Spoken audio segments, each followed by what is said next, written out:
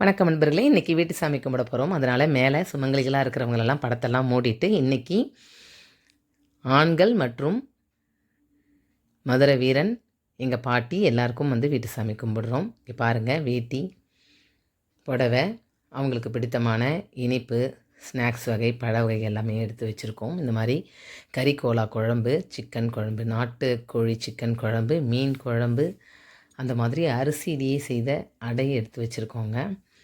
அதுக்கப்புறம் இது சுருட்டு எடுத்து வச்சுருக்கோம் பாருங்கள், மதுரை வீரனுக்காக. கருவாடு தொக்கு, அப்புறம் முருங்கைக்கீரை, ரத்த பொரியல், மீன் வறுவல், அப்புறம் நெத்திலி கருவாடு தொக்கு, இது எல்லாமே செஞ்சு வச்சுருக்கோம். அம்மா தான் இந்த மாதிரி சாம்பிராணி அதை ஊதி அதில் நம்ம சாம்பிராணி புகையை போட்டு இந்த மாதிரி வீட்டு சாமி கும்பிட்றதுக்கு எல்லாம் தயார் பண்ணியாச்சு.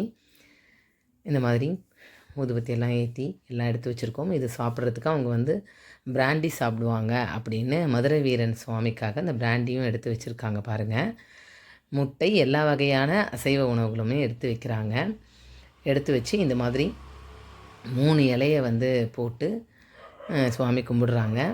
அந்த மாதிரி அந்த பொவென்டோ இந்த மாதிரியான இது அவங்களுக்கு எதெல்லாம் பிடிக்குமோ அதெல்லாம் எடுத்து வச்சு இந்த மாதிரி படையல் போடுறது பழக்கம். போட்டுட்ட படையலுக்கு சுவாமி கும்பிட்டுட்டு எல்லோரும் வெளியில் வெயிட் பண்ணிவிட்டு ஒரு 5 நிமிஷம் கழித்து எல்லாருமே உள்ளே போகணும்.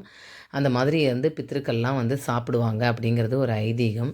அப்போது உள்ளே போய் பார்க்கும்போது கண்டிப்பாக நம்ம வச்சுருக்கிற இலையிலேருந்து 1, 2 சிதறி இருக்கும் அப்படிங்கிறதும் ஒரு ஐதீகம்.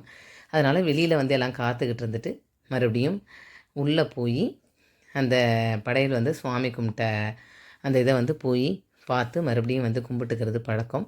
இந்த மாதிரி வீட்டு சாமியை கும்பிட்றதுல எல்லா உறவுகளையும் கூப்பிட்டு எல்லா சொந்தங்களும் சேர்ந்து இணைஞ்சி சுவாமி கும்பிட்றதுல நம்மளோட மூதாதையர்கள் எல்லாருமே நமக்கு அருள் புரிவாங்க அப்படின்னு சொல்லுவாங்க.